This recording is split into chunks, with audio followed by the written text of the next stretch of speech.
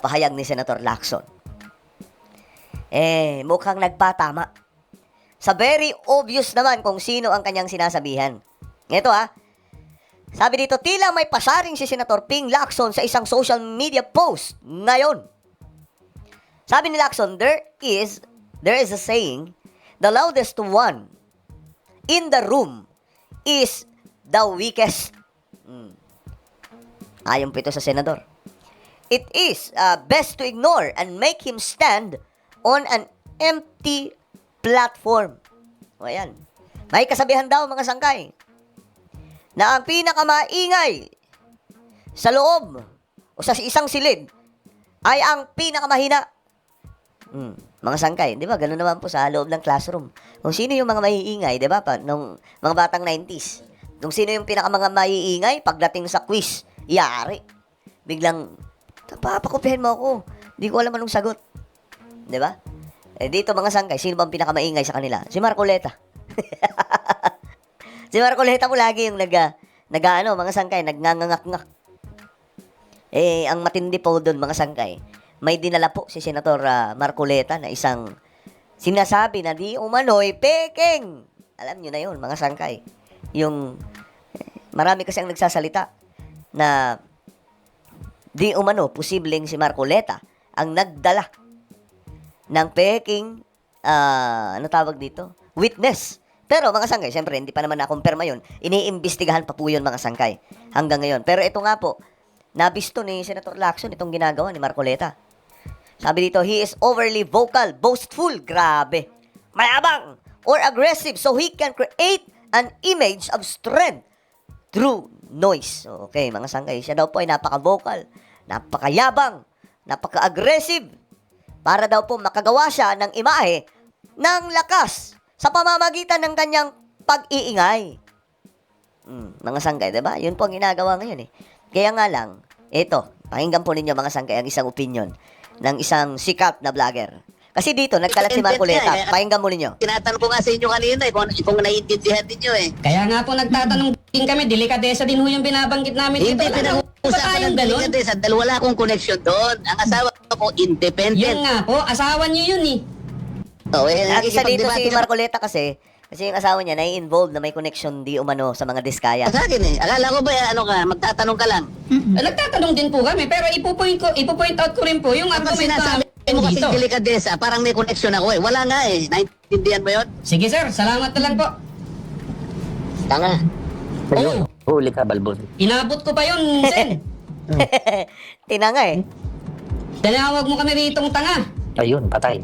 O di ba ano yan? Yan ba yung mambabatas na ibinoboto nyo? Pero yung mga DDS doon, palakpakan. Hindi nga Palakpakan sila kapag may ganyang salita, papalakpakan yung mga lokong yan. niya masagot yung word na delikadesa Ano to? It's one thing na magsinungaling ka sa taong bayan. It's another na mag-ad hominem dahil hindi mo masagot ng salitang delikadesa. Pero yun ang palusot na sinasabi nila. Pinag-usapan natin kung paano binaboy ni Marcoleta yung hearing ni Senator Ping Lacson. Mamagitan ng pag-i-invite ng isang peking witness. Yan na. Ngayon, mga kababayan, hindi lang ho niya binababoy ang Senado. Ginagawa pa niyang tanga ang sambayan ng Pilipino. Dahil nga, mabisto recently, yung kanyang asawa, isang independent director ng isang insurance company. Conflict of interest, Marcoleta's wife sits on boards of insurers, Stronghold, and Ito yung issue ngayon ni Marcoleta, mga sangkay, na kung saan nakakalagkad siya. Kahit ako nagulat. Asawa niya may connection sa mga diskaya. Kaya ngayong tanong doon, nasaan doon yung delikadesa? 'Di ba, mga sangkay? Tapos, nakikita po natin na si Marcoleta, pinagtatanggol po yung mga diskaya. 'Di ba?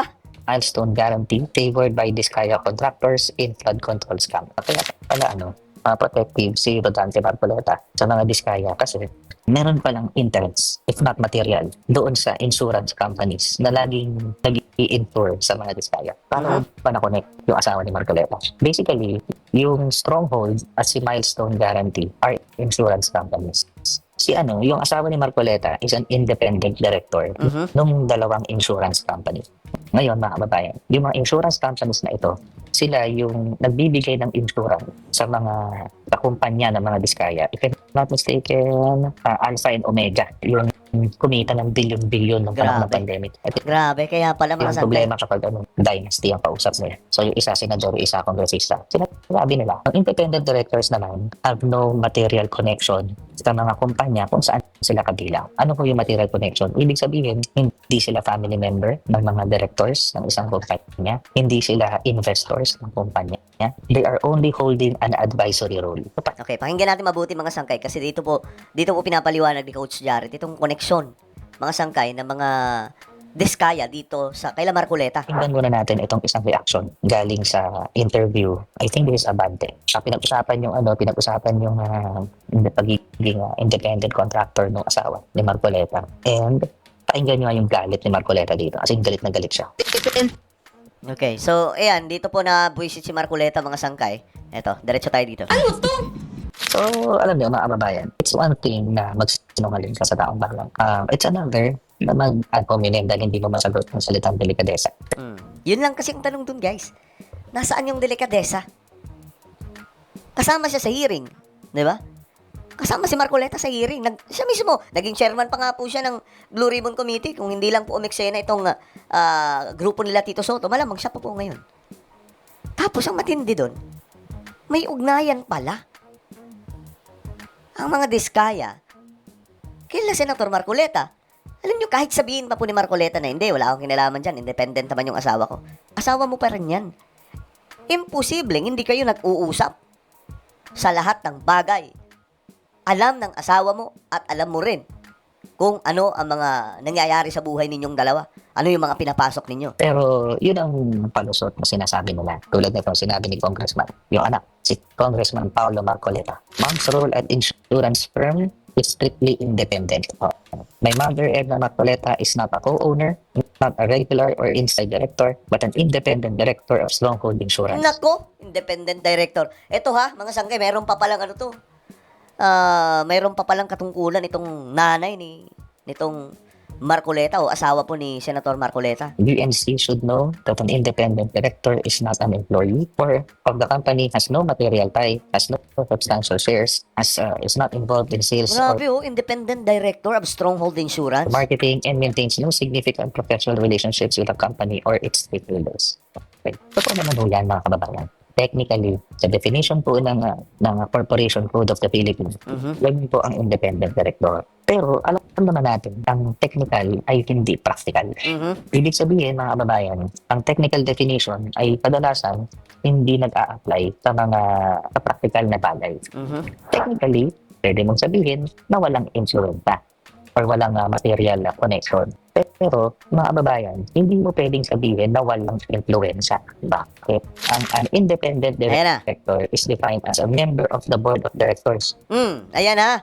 An independent director is defined as a member of the board of directors. So, isabihin, kasama sa board of directors. Yun sinasabi ko sa mga sangkay, di ba?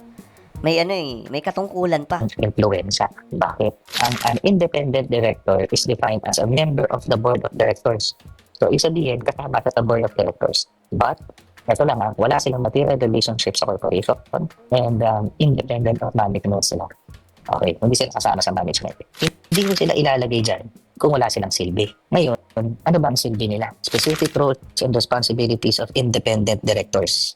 Safeguard the interest of minority shareholders, promote corporate governance, conflict resolution. Ito yung matindi. Ito yung matindi, mga kababayan. Ito yung matindi. Audit and risk management. Ay, Ibig sabihin, mga kababayan, meron silang influensya na mag-audit ng mga papeles ng kumpanya. Independent directors often head or serve on the Audit and Risk Committee, oversee financial reporting, internal controls, and risk management processes. Ibig sabihin, mga kababayan, pwede ho sila mag-audit ng kumpanya kung saan sila konektado.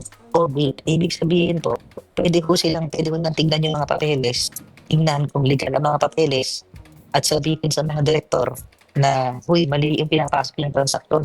Hindi nyo pwede gawin yung transaksyon na yan kasi madumi or hindi legal.